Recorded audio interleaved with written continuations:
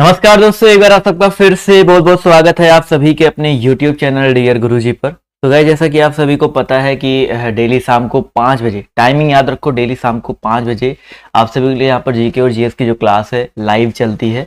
और इसके अलावा आप लोग हमारे टेलीग्राम ग्रुप से ज्वाइन हो सकते हैं। बार बार मैं क्यों कहता हूँ भाई टेलीग्राम ग्रुप के लिए, जिससे आप लोग को वहाँ पर जो है पीडीएफ, फ्री पीडीएफ डेली देता हूँ, तो आप लोग वहाँ पे ज्वाइन कर सकते हैं। और इंस्टाग्राम पे फॉलो कर लीजिए, क्योंकि इंस्टाग्राम पे डेली मैं आप सभी के लिए छोटे छोटे बड़े बड़े बहुत सारे जो अपडेट्स हैं और जो इम्पोर्टेंट आपके लिए नॉलेजेबल जो वीडियोस हैं वहाँ पर डेली मैं अपडेट के रूप में देता रहता हूँ। तो आप लोग वहाँ पे मुझे फॉलो कर सकते हैं, आज ही फॉलो करें, क्योंकि वहाँ पर तो मैं सबसे ज़्यादा एक्टिव हूँ। और वहाँ पर आप मुझे मैसेज भी कर सकते हो। इसके अलावा अनअकैडमी मेरी 2 से 3 क्लासेस डेली चलती है। जी हाँ दोस्तों, 2 से 3 क्लासेस मेरी डेली अनअकैडमी पर चलती है। तो आप अगर आपने अभी तक मुझे फॉलो नहीं किया अनअकैडमी पर, तो आप लोग मुझे वहाँ पर जरूर से जरूर जो है फॉलो कर लीजिएगा, क्योंकि आप सभी को पता है कि अनअकैडमी पर क्या है, डेली जो क्लासेस चलती हैं उनको देख सकते हैं। और उसके अलावा और भी बहुत सारे जो टीचर्स हैं वहाँ पर पढ़ा रहे हैं, तो उन सबको देख सकते हैं। सिंपली आपको इस कोड का यूज करना है, ये हमारा कोड है डियर गुरुजी। अगर आप लोग इस कोड का यूज करते हो तो आप लोग मेरी क्लासेस को बिल्कुल फ्री में, जी हाँ तो बिल्कुल फ्री में एक्सेस कर सकते हो। मेरी क्लास छोड़ो, और भी जो आपके एजुकेटर्स हैं उनकी भी क्लास बिल्कुल फ्री में देख सकते हो। अगर आप लोग प्लस में जाना चाहते हो, प्लस में कोई भी कोर्स परचेज करते हो, एटीजेड किसी भी कैटेगरी का कोर्स लेते हो, तो आप लोग इस कोड का यूज करके 10% का डिस्काउंट भी पा सकते हैं। Bank, SSC, railway, UP TET, C TET, किसी भी कैटेगरी में, ए टू जेड बहुत सारी वहाँ पर कैटेगरीज हैं, किसी भी कैटेगरी में जाते हो तो आप लोग इस कोड का यूज कर सकते हैं। तो चलिए स्टार्ट करते हैं आज की इस क्लास को। तो आज का पहला क्वेश्चन आपके सामने ये रहा, बहुत ही सिंपल क्वेश्चन है। भारतीय रिजर्व बैंक वाणिज्यिक बैंकों को जिस दर पर अल्पकालिक ऋण देता है उसे क्या कहते हैं? ये शायद क्वेश्चन पहले भी मैं करवा चुका हूँ, इस तरह का एक क्वेश्चन। तो आप सभी लोग इसका जवाब जो है देते हुए चलिएगा। Repo rate, reverse repo rate, bank दर या नकद आरक्षित दर। जितने लोग यहाँ पर जुड़े हुए हैं सभी लोग इस प्रश्न को देखेंगे और सभी लोग यहाँ पर जवाब देने का प्रयास करेंगे। चलिए, काफी लोग के जवाब देखिए यहाँ पे बिल्कुल सही आ रहे हैं। तो क्वेश्चन नंबर फर्स्ट का जो करेक्ट आंसर आपको हो जाएगा रेपो रेट। ठीक है, रेपो दर या रेपो रेट, जितने लोग जवाब दे रहे हैं ऑप्शन नंबर ए वाला, वो लोग जो है यहाँ पर बिल्कुल करेक्ट हो जाएंगे। क्लियर दोस्तों? भाई भारतीय रिजर्व बैंक वाणिज्यिक बैंकों को अल्पकालिक आवश्यकताओं की पूर्ति के लिए जिस ब्याज पर वाणिज्यिक बैंक को जो है नकदी ऋण प्राप्त करते हैं उसको रेपो रेट कहते हैं। चलिए अगला क्वेश्चन देखते हैं आपसे यहाँ पर क्या पूछा गया है कि बड़े वाणिज्यिक बैंकों का राष्ट्रीयकरण कब हुआ? बहुत इंपॉर्टेंट क्वेश्चन है। तो मैंने एक बार बताया था कि कुछ बड़े व्यापारिक या वाणिज्यिक बैंकों का जो राष्ट्रीयकरण है, 14 कुल बैंक थे, उनका जो राष्ट्रीयकरण है 1969 ईस्वी में हुआ था। कब हुआ था भाई? 1969 ईस्वी में हुआ था। तो ऑप्शन नंबर जितने लोग सी जवाब दे रहे 1969, वो लोग यहाँ पर जो है बिल्कुल करेक्ट हो जाएंगे। क्लियर है? चलिए साथियों, आते हैं अगले क्वेश्चन की तरफ। तो अगला क्वेश्चन देखिए आपसे यहाँ पर क्या पूछा गया कि लोकसभा सचिवालय सीधे किसके नियंत्रण में आता है? लोकसभा सचिवालय जो है सीधे किसके नियंत्रण में आता है? सभी लोग यहाँ पर जवाब जो देते हुए चलिएगा।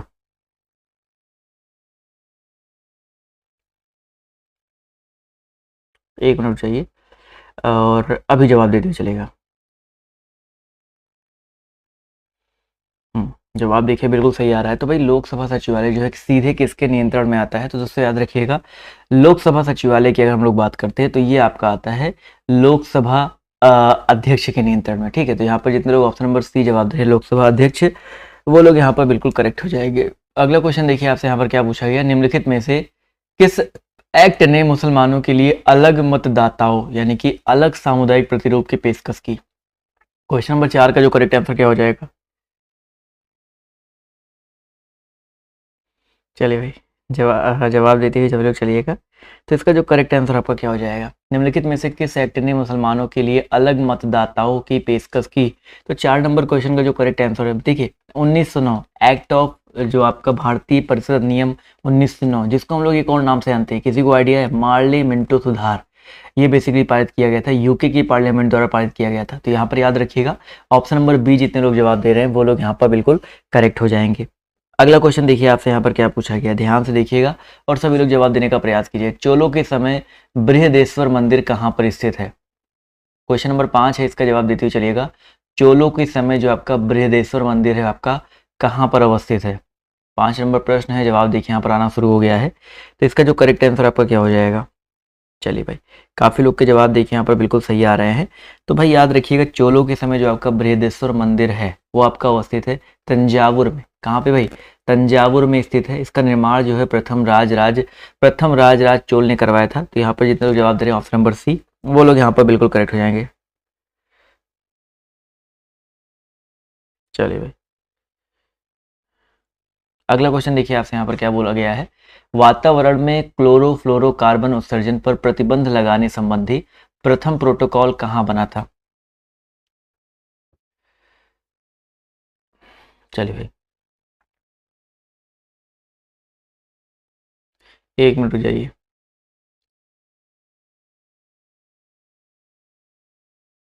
चलिए, जवाब देखिए यहाँ पर आना शुरू हो गया। तो वातावरण में CFC क्लोरोफ्लोरोकार्बन उत्सर्जन प्रतिबंध लगाने संबंधी प्रथम प्रोटोकॉल जो है कहाँ पे बना था? ये बना था दोस्तों आपका मॉन्ट्रियल में। मॉन्ट्रियल प्रोटोकॉल के नाम से ये फेमस भी है 1997 में। ठीक है, कनाडा का एक नगर पड़ता है मॉन्ट्रियल, वहाँ पर ये हुआ था। तो ऑप्शन नंबर जितने लोग ये जवाब दे रहे हैं वो लोग यहाँ पर बिल्कुल करेक्ट हो जाएंगे। अगला क्वेश्चन देखिए आपसे क्या पूछा गया है कि रक्त समूह यानी कि ब्लड ग्रुप की खोज किसने की थी? रक्त समूह ब्लड ग्रुप, कई बार मैंने आपको इसके बारे में बहुत डिटेल में बता रखा है। तो इसकी खोज जो है किसने की थी? 4 तरह के रक्त समूह होते हैं ना, तो भाई लैंड स्टीनर 1901 ईस्वी में इन्होंने जो है रक्त समूह की खोज की थी, पता लगाया था। और 1907 ईस्वी में पहला आधुनिक ब्लड ट्रांजैक्शन न्यूयॉर्क के सिनाई हॉस्पिटल में किया गया था। तो यहाँ पर ऑप्शन नंबर जो इसका सी दिया गया यहाँ पर बिल्कुल करेक्ट हो जाएगा।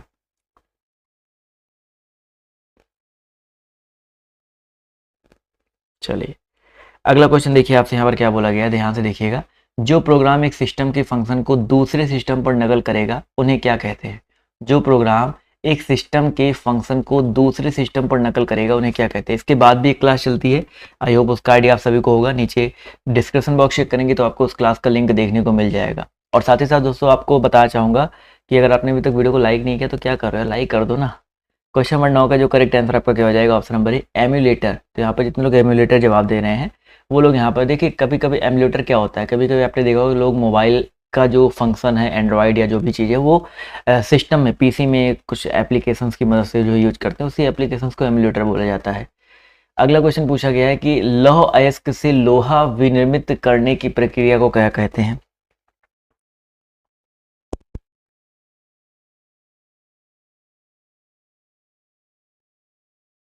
चलिए, इसका जवाब देखिए क्या हो जाएगा। 1 मिनट चाहिए। चलिए, जवाब देखिए यहाँ पर आना शुरू हो गया है। तो उससे याद रखिएगा अपचयन। लौह अयस्क के लोहा विनिर्मित करने की प्रक्रिया को अपचयन कहते हैं। तो जितने लोग यहाँ पर ऑप्शन नंबर बी जवाब दे रहे हैं वो लोग करेक्ट हो जाएंगे। ठीक है, चलिए, बहुत ही अच्छा क्वेश्चन है। अगला क्वेश्चन देखिए आपसे यहाँ पर क्या पूछा गया है, ध्यान से देखिएगा कि वर्षा वन में किस पेड़ की छत्र के नीचे जो वनस्पति उगती है उसे क्या कहते हैं? देखिए, वर्षा वन में आपने देखा है कि पेड़ों के छत्र के नीचे, भाई किसी पेड़ की छत्र के नीचे जो वनस्पति उगती है उसको हम लोग क्या कहते हैं? बहुत इंपॉर्टेंट क्वेश्चन है। तो उसको क्या कहा जाता है दोस्तों? Under story. Very important question भाई। अंडर स्टोरी किसी जंगल या जंगली क्षेत्रों में वनस्पति के नीचे पाई जाने वाली परत होती है और मुख्यतः पेड़ और झाड़ियाँ फॉरेस्ट तथा फॉरेस्ट की जमीन के बीच में ही उगते हैं। तो ऑप्शन नंबर जितने लोग सी जवाब दे रहे हैं वो लोग यहाँ पर बिल्कुल करेक्ट हो जाएंगे।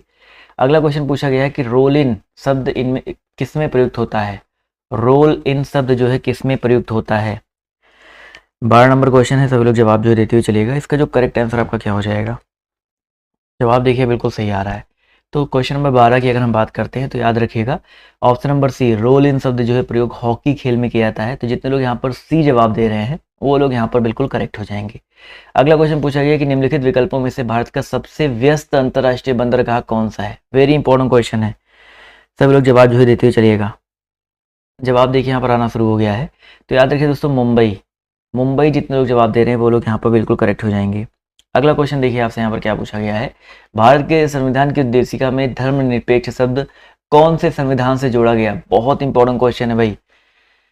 चलिए भाई, पंथ निरपेक्ष, धर्मनिरपेक्ष, राष्ट्र की अखंडता, समाजवादी, ऐसे जो शब्द हैं 42वें संविधान संशोधन में जोड़े गए थे। 42 नंबर के जो अमेंडमेंट हुआ था। तो यहाँ पर ऑप्शन नंबर जो इसका बी दिया गया यहाँ पर बिल्कुल करेक्ट हो जाएगा।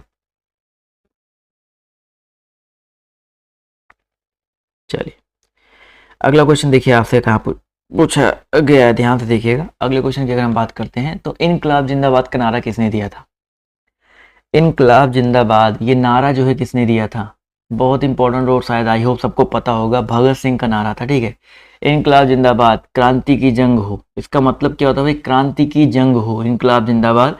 इस नारे को भगत सिंह ने और उनके साथियों ने दिल्ली असेंबली में 8 अप्रैल 1929 ईस्वी को एक धमाका करने वाले बम फोड़ते हुए जो है बुलंद किया था इनकलाब जिंदाबाद का नारा। अगला क्वेश्चन पूछा गया कि विश्व की सबसे बड़ी coral reef, great barrier reef कहाँ पर स्थित है। 16 नंबर क्वेश्चन का जवाब जो है देते हुए चलिएगा।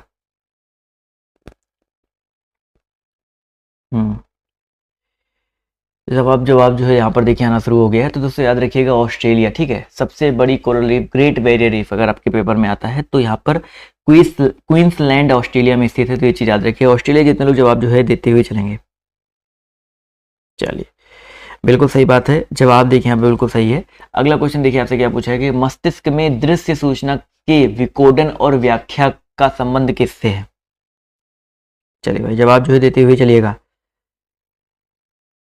जवाब देखिए आना शुरू हो गया है। तो मस्तिष्क में दृश्य सूचना के विकोडन और व्याख्या का संबंध जो है कौन से भाग में है, तो आपको ये बताना है। तो याद रखिए दोस्तों, यहाँ पर कनपट्टी की जो पाली होती है, कनपट्टी और पीछे वाली होती है, एक मध्य पाली होता है, एक आपका पश्च पाली, एक आपका सामने वाला होता है।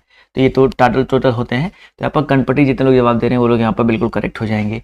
अगला क्वेश्चन देखिए आपसे क्या पूछा है, फ्लेमिंग का वाम हस्त का नियम किससे संबंधित है। बचपन में मतलब बहुत पढ़ रखा होगा क्लास 11-12 में। फ्लेमिंग का बाएं हाथ का नियम बताओ भाई। आप लोग ऐसे एल बना लेते थे हाथों से और करते थे, सीखते थे। जो लोग साइंस साइड वाले होंगे उनको अच्छे से पता होगा। तो धारा पर चुंबकीय क्षेत्र, ठीक है। जितने लोग यहाँ पर जवाब दे रहे हैं ऑप्शन नंबर डी, वो लोग यहाँ पर बिल्कुल करेक्ट हो जाएंगे। अगला क्वेश्चन पूछा गया, एक घोल किसका कोलाइडी विलयन होता है।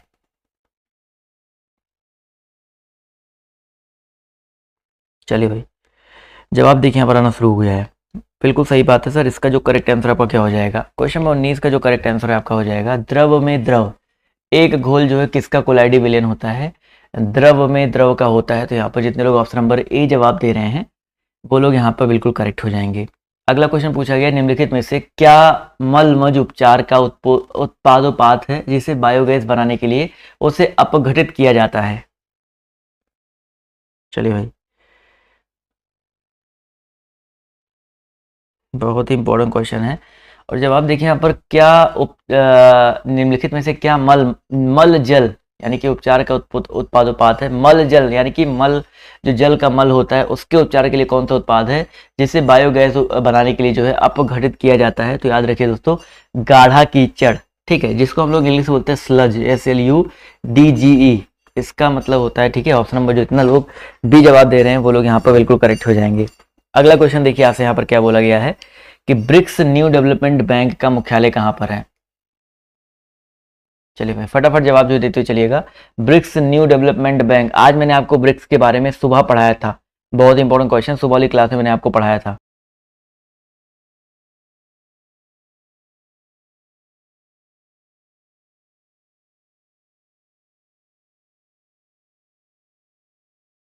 जवाब देखिए यहाँ पर आना शुरू हो गया, माफ कीजिएगा आवाज अभी आ रही है ना। ब्रिक्स का मुख्यालय जो है कहाँ पर है, तो 21 का जो करेक्ट आंसर आपको हो जाएगा शंघाई। जितने लोग शंघाई जवाब दे रहे हैं ऑप्शन नंबर ए, वो लोग यहाँ पर बिल्कुल करेक्ट हो जाएंगे।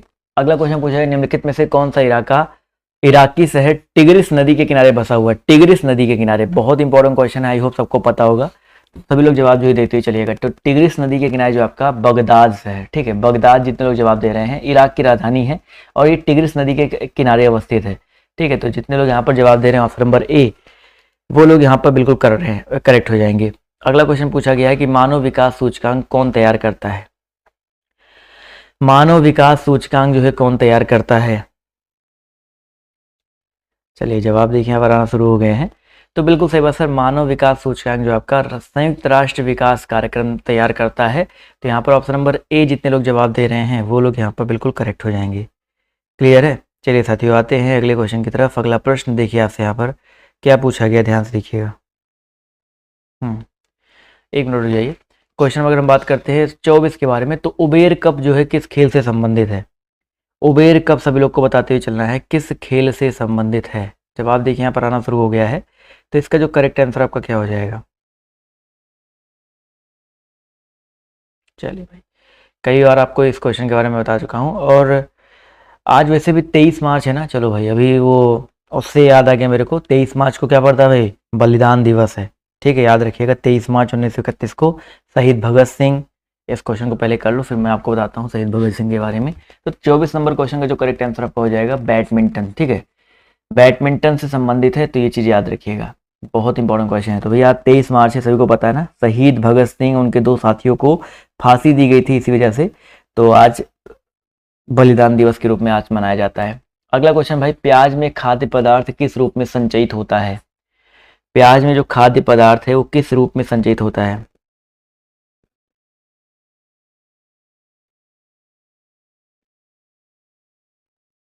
चलिए, बहुत अच्छी बात है, काफी लोग यहाँ पर जवाब जो है यहाँ पर देते हुए चलेंगे।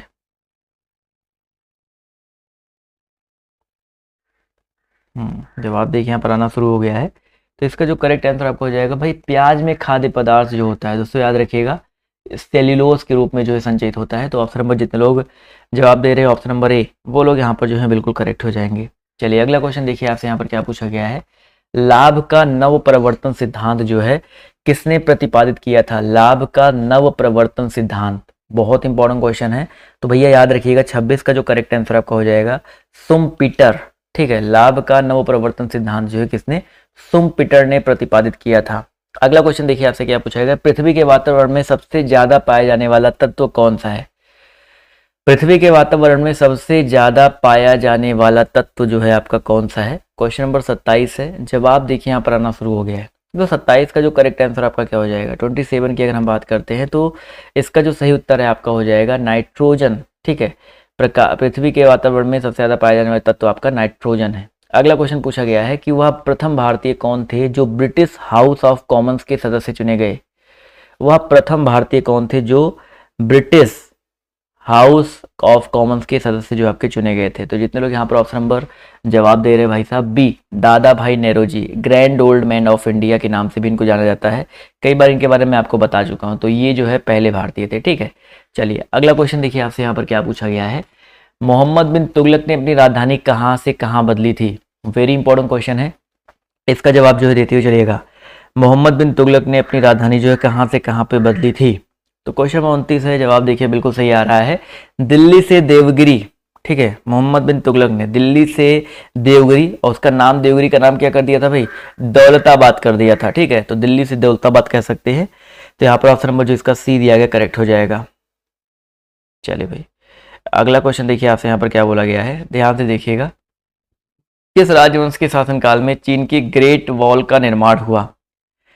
क्वेश्चन में आपका यहाँ पर देखिए 30 है, सभी लोग यहाँ पर जवाब जो देते हुए चलेंगे। इसका जो करेक्ट आंसर आपका क्या हो जाएगा? क्वेश्चन पूछा गया भाई, किस राजवंश के शासनकाल में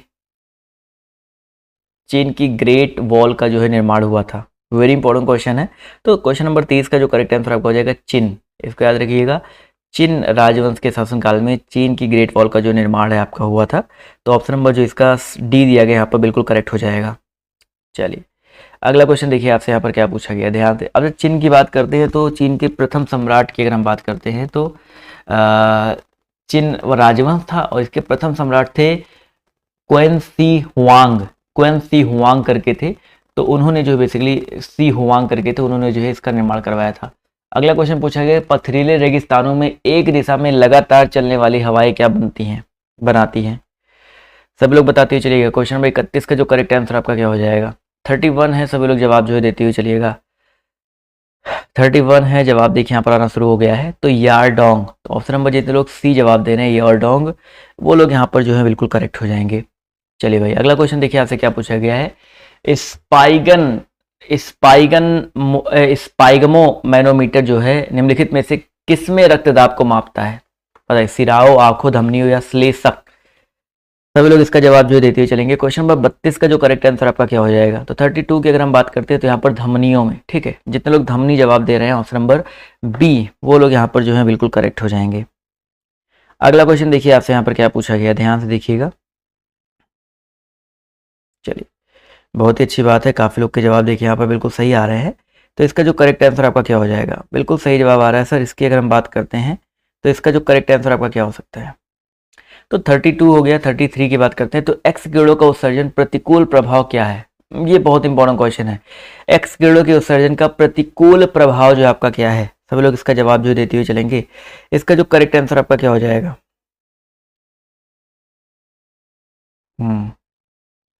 जवाब देखिए यहाँ पर आना शुरू हो गया है। तो इसका जो करेक्ट आंसर आपका क्या हो जाएगा? बिल्कुल सही बात सर, एक्स किरणों का उत्सर्जन जो है इसका प्रतिकूल प्रभाव जो आपका क्या है 33 की अगर हम बात करते हैं तो यहाँ पर याद रखिएगा प्रकाश वैद्युत प्रभाव। ठीक है, ऑप्शन नंबर डी जितने लोग जवाब दे रहे हैं प्रकाश वैद्युत प्रभाव, वो लोग यहाँ पर जो है बिल्कुल करेक्ट हो जाएंगे। अगला क्वेश्चन देखिए आपसे क्या पूछा गया है, वाईमैक्स का फुल फॉर्म बताते हुए चलना है। चलिए 34 है इसका जवाब जो है देते हुए चलिएगा। ब्लर है ना, थोड़ा सा ब्लर हो सकता है, बट मैं चलो आपको जवाब देने से मतलब है, मैं जवाब जो है आप सभी को देते हुए चलता हूँ, परेशान मत होइए। जवाब देखिए यहाँ पर आना शुरू हो गया है।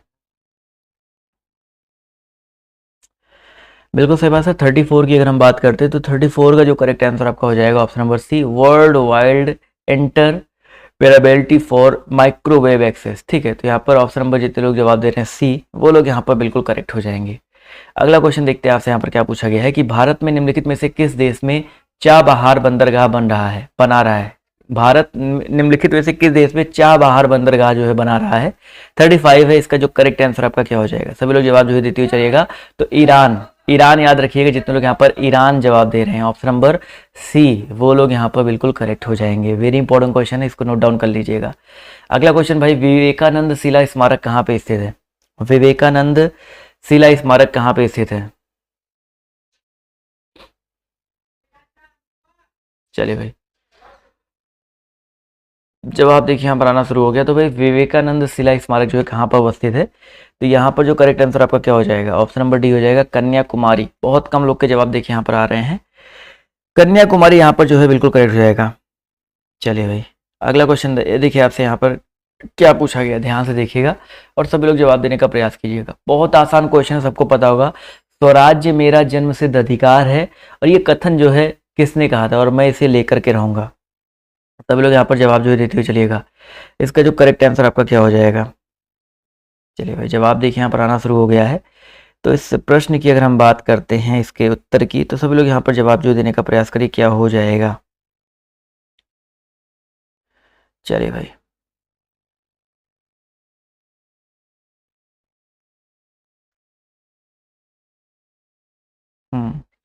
जवाब देखिए आना शुरू हो गया। तो यहाँ पर बाल गंगाधर तिलक बिल्कुल सही जवाब है सर। बाल गंगाधर तिलक जितने लोग जवाब दे रहे हैं ऑप्शन नंबर डी, वो लोग यहाँ पर बिल्कुल करेक्ट हो जाएंगे। गरम दल के नेता थे लाल बाल पाल, बाल गंगाधर तिलक, लाला लाजपत राय और पाल आप बिपिन चंद्र पाल। विश्व की सबसे लंबी और सबसे गहरी रेल सुरंग गोथाई बेस सुरंग जो है किस देश में अवस्थित है? चलिए भाई गोथाई बेस सुरंग जो है किस देश में अवस्थित है? सभी लोग जवाब जो है देते हुए चलिएगा। चलिए भाई क्वेश्चन आपके यहाँ पर देखिए 38 है, जवाब देखिए आना शुरू हो गया है। तो याद रखिएगा स्विट्जरलैंड। ठीक है, स्विट्जरलैंड जितने लोग जवाब दे रहे हैं ऑप्शन नंबर सी, वो लोग जो है यहाँ पर बिल्कुल करेक्ट हो जाएंगे। क्लियर है? अगला क्वेश्चन देखिए आपसे यहाँ पर क्या पूछा गया है, ध्यान से देखिएगा। क्वेश्चन नंबर अगर हम बात करते हैं किसके बारे में भाई, क्वेश्चन नंबर 39 के बारे में बात करते हैं। तो सीडो का संबंध किसके विकास से है? सीडो का संबंध जो आपका किसके विकास से है? सभी लोग यहाँ पर जवाब जो देते हुए चलिएगा। इसका जो करेक्ट आंसर आपका क्या हो जाएगा? जवाब देखिए यहाँ पर आना शुरू हो गया। तो सीडो की बात करते हैं तो इसका संबंध जो आपका किसके विकास से है? लघु उद्योग। देखो SIDO small industries development organisation 1954 में इसकी स्थापना हुई थी और ये लघु उद्योग से संबंधित है। अगला क्वेश्चन पूछा गया, व्हीलर द्वीप का नया नाम बताओ। क्या भाई व्हीलर द्वीप का नया नाम जो बताते हुए चलिएगा क्या है? जवाब देखिए यहाँ पर आना शुरू हो गया। तो क्वेश्चन नंबर 40 का जो करेक्ट आंसर आपका क्या हो जाएगा? बिल्कुल सही जवाब है सर। व्हीलर द्वीप की अगर हम बात करते हैं तो इसका जो करेक्ट आंसर आपका हो जाएगा अब्दुल कलाम द्वीप। वेरी वेरी इंपॉर्टेंट क्वेश्चन है। अब्दुल कलाम द्वीप जितने लोग जवाब दे रहे हैं वो लोग यहाँ पर बिल्कुल करेक्ट हो जाएंगे। अगला क्वेश्चन पूछा गया, मोहनजोदड़ो में सबसे बड़ी इमारत कौन सी है? मोहनजोदड़ो में सबसे बड़ी इमारत जो आपकी कौन सी है? क्वेश्चन नंबर 41 है, इसका जवाब जो देते हुए चलिएगा। तो 41 का जो करेक्ट आंसर आपका हो जाएगा दोस्तों ग्रेट ग्रैनरी। ठीक है, मोहनजोदड़ो में सबसे बड़ी इमारत कौन सी भाई? ग्रेट ग्रैनरी है। तो जितने लोग यहाँ पर ऑप्शन नंबर बी जवाब दे रहे हैं वो लोग यहाँ पर बिल्कुल करेक्ट हो जाएंगे। चलिए अगला क्वेश्चन देखिए पूछा गया है, सूचना के रूप में दूर संवेदी डाटा दर्शाने का एक सामान्य फॉर्म किस रूप में विकसित है? क्वेश्चन नंबर 42 है, इसका जवाब जो है सभी लोग देते हुए चलिएगा। सूचना के रूप में दूर संवेदी डाटा दर्शाने के लिए एक सामान्य फॉर्म जो है किस रूप में है, तो यहाँ पर जो है इसका जो करेक्ट आंसर आपका क्या हो जाएगा, ऑप्शन नंबर ए हो जाएगा भाई, विषय का मानचित्र। ठीक है, विषय का मानचित्र जितने लोग जवाब दे रहे हैं ऑप्शन नंबर ए, वो लोग यहाँ पर जो है बिल्कुल करेक्ट हो जाएंगे। वेरी इंपॉर्टेंट क्वेश्चन है, काफी लोग यहाँ पर देखिए सही जवाब दे रहे हैं। भाखड़ा नागल परियोजना, वेरी इंपॉर्टेंट क्वेश्चन है। इस परियोजना से कई बार आपके पेपर में क्वेश्चन, बहुत सारी परियोजनाओं से जो आपके पेपर में क्वेश्चन जो है बार बार रिपीट करके रिपीट मोड में पूछे आते हैं। तो पंजाब और हिमाचल, ठीक है, पंजाब और हिमाचल में आपका ये सतलुज नदी पर अवस्थित है। तो यहाँ पर जितने लोग सतलुज जवाब दे रहे हैं बोले तो ऑप्शन नंबर बी जवाब दे रहे हैं, वो लोग यहाँ पर बिल्कुल करेक्ट हो जाएंगे। क्लियर है। चलिए साथियों आते हैं अगले क्वेश्चन पर। तो सौर सेलों के जिस समूह को एक निश्चित पैटर्न में एक साथ जोड़ दिया जाता है उसे क्या कहते हैं। 44 नंबर क्वेश्चन है, सभी लोग यहाँ पर जवाब जो देते हुए चलिएगा। इसका जो करेक्ट आंसर आपका क्या हो जाएगा, जवाब देखिए यहाँ पर आना शुरू हो गया है। तो इसका जो करेक्ट आंसर आपका क्या हो जाएगा 44। इसकी अगर हम बात करते हैं तो इसका जो करेक्ट आंसर आपका हो जाएगा सौर सेल पैनल। ठीक है, सौर सेल पैनल जितने लोग जवाब दे रहे हैं बिल्कुल सही बात है। ऑप्शन नंबर जितने लोग डी जवाब दे रहे हैं वो लोग यहाँ पर बिल्कुल करेक्ट हो जाएंगे। चलिए भाई अगला क्वेश्चन देखिए आपसे यहाँ पर क्या पूछा गया, ध्यान से देखिएगा। क्वेश्चन अगर हम बात करते हैं 45 के बारे में, तो सीमेंट का रासायनिक संयोजन जो आपका क्या है, सीमेंट का रासायनिक संयोजन जो आपका क्या है। 45 नंबर क्वेश्चन है, सभी लोग यहाँ पर जवाब जो देने का प्रयास करेंगे। चूना पत्थर, मिट्टी और जिप्सम, जितने लोग यहाँ पर जवाब दे रहे हैं ऑप्शन नंबर बी, वो लोग यहाँ पर बिल्कुल करेक्ट हो जाएंगे। चूना पत्थर, मिट्टी और जिप्सम, तो जितने लोग यहाँ पर ऑप्शन नंबर बी जवाब दे रहे हैं वो लोग यहाँ पर बिल्कुल करेक्ट हो जाएंगे। अगला क्वेश्चन देखिए आपसे क्या पूछा गया है, मुख्य समुद्र से, एक मिनट रुक जाइए, अब जवाब दीजिए, अब दीजिए जवाब। मुख्य समुद्र से संकीर्ण पट्टी द्वारा आंशिक रूप से या पूरी तरह से अलग किया गया समुद्री जल के विस्तार को क्या कहते हैं। क्वेश्चन नंबर 46 है, इसका जवाब जो सभी लोग देने का प्रयास करेंगे। इसका जो करेक्ट आंसर आपका क्या हो जाएगा, चलिए भाई क्वेश्चन नंबर आपका यहाँ पर देखिए 46 है, जवाब देखिए बिल्कुल सही आ रहा है। तो 46 का जो करेक्ट आंसर आपका क्या हो जाएगा, ऑप्शन नंबर सी हो जाएगा, लैगून। लैगून के बारे में मैंने आपको बता रखा है कि लैगून जो है आपका यहाँ पर करेक्ट हो जाएगा। अगला क्वेश्चन पूछा गया आपसे, यहाँ पर ध्यान से देखिएगा। क्वेश्चन अगर हम बात करते हैं किसके बारे में, एक मिनट जाइए, सिग्मो एंड कोलन जो है किसका भाग है। क्वेश्चन नंबर 47, इसका जवाब दीजिए भाई। सिग्मो एंड कोलन जो है किसका भाग है, छोटी आंत, ग्रसनी, बड़ी आंत, मलाशय। आज देखिए बड़े इंपॉर्टेंट क्वेश्चन आप सभी के लिए यहाँ पर देखने को मिल रहे हैं, तो बिल्कुल भी आप लोग को एक भी क्वेश्चन मिस नहीं करना है। तो सिग्मोइड कोलन जो है किसका भाग है, तो साथियों याद रखिएगा बड़ी आंत का। ठीक है, किसका भाग है भाई, बड़ी आंत का भाग है। तो जितने लोग यहाँ पर ऑप्शन नंबर बी जवाब दे रहे हैं वो लोग यहाँ पर बिल्कुल करेक्ट हो जाएंगे। अगला क्वेश्चन पूछा गया है कि अराजकतापूर्ण तथा क्रांतिकारिता विरोध कानून 1919 ईस्वी में किस लोकप्रिय रूप में जाना जाता था।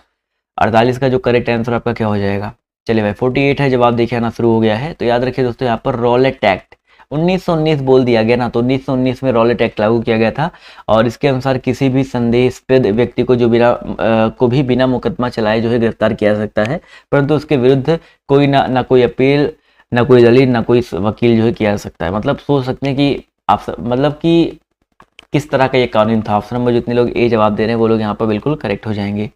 इसके विरुद्ध जो है देशव्यापी हड़ताल भी करवाई गई थी 6 अप्रैल को, तो ये चीज़ याद रखिएगा। अगला क्वेश्चन पूछा गया है कि मांसपेशी को हड्डी से जोड़ने वाला ऊतक को क्या कहते हैं। मांसपेशियों को हड्डी से जोड़ने वाले ऊतक को क्या कहा जाता है।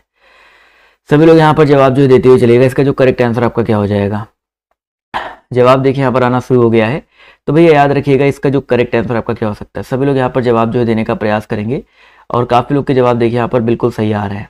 क्वेश्चन नंबर अगर हम बात करते हैं 49 के बारे में, तो दोस्तों याद रखिएगा टेंडन, बहुत इंपॉर्टेंट क्वेश्चन है, टेंडन कहते हैं, बहुत इंपॉर्टेंट क्वेश्चन है। तो यहाँ पर जितने लोग tendon, attaching a muscles to bone, मांसपेशी को हड्डी से जोड़ने वाले ऊतक को टेंडन कहा जाता है। ऑप्शन नंबर जितने लोग सी जवाब दे रहे हैं वो लोग यहाँ पर बिल्कुल करेक्ट हो जाएंगे। चलिए साथियों आते हैं अगले क्वेश्चन पर। तो अगला क्वेश्चन देखिए आपसे यहाँ पर क्या पूछा गया है, भारतीय नागरिकता किसके द्वारा दी जाती है। भारतीय नागरिकता जो है किसके द्वारा दी जाती है, इसका जवाब जो है सभी लोग देते हुए चलिएगा। इसका जो करेक्ट आंसर आपका क्या हो जाएगा, जवाब देखिए यहाँ पर आना शुरू हो गया है। तो अगर हम बात करते हैं दोस्तों भारतीय नागरिकता के बारे में, तो भारतीय नागरिकता जो है दी जाती है, देखिए भारतीय नागरिकता की बात हो रही है, भारत के राष्ट्रपति। वैसे भारतीय नागरिकता जो है संबंधी जो प्रावधान है वो आपको संविधान के भाग 2 अनुच्छेद 5 से 11 के बीच में देखने को मिल जाएगा। और ये जो दायित्व तो सौंपा गया है गृह मंत्रालय को सौंपा गया है, ठीक है, गृह मंत्रालय को ये दायित्व सौंपा गया है। तो जितने लोग यहाँ पर ऑप्शन नंबर सी जवाब दे रहे हैं वो लोग यहाँ पर जो है बिल्कुल करेक्ट हो जाएंगे। तो ये रहे दोस्तों आज के कुछ इंपॉर्टेंट क्वेश्चंस। और लेकिन आप लोग अगली क्लास में पहले आ जाओ, काफ़ी लोग मिस कर देते हो, इतने सारे लोग यहाँ पर जुड़े हो, तो अगली क्लास में भी आ जाइए क्योंकि वहाँ पर भी आपके लिए इंपॉर्टेंट क्लास जो है चलाई जाती है। तो इसके जस्ट बाद 2 मिनट बाद आपकी वो क्लास चलने वाली है, तो आप लोग जल्दी से उस क्लास में आ जाइए जहाँ पर आपको और भी जो इंपॉर्टेंट चीज़ें देखने को मिलने वाली है। इसका PDF डाउनलोड करने के लिए आप लोग हमारे टेलीग्राम ग्रुप से जुड़ सकते हैं, इंस्टाग्राम पर फॉलो करना मत भूलिएगा। तो आज की इस क्लास में सिर्फ इतना ही, अभी के लिए बाय बाय, टेक केयर, जय हिंद, जय भारत। मिलते हैं आप सभी से नेक्स्ट वीडियो में। धन्यवाद।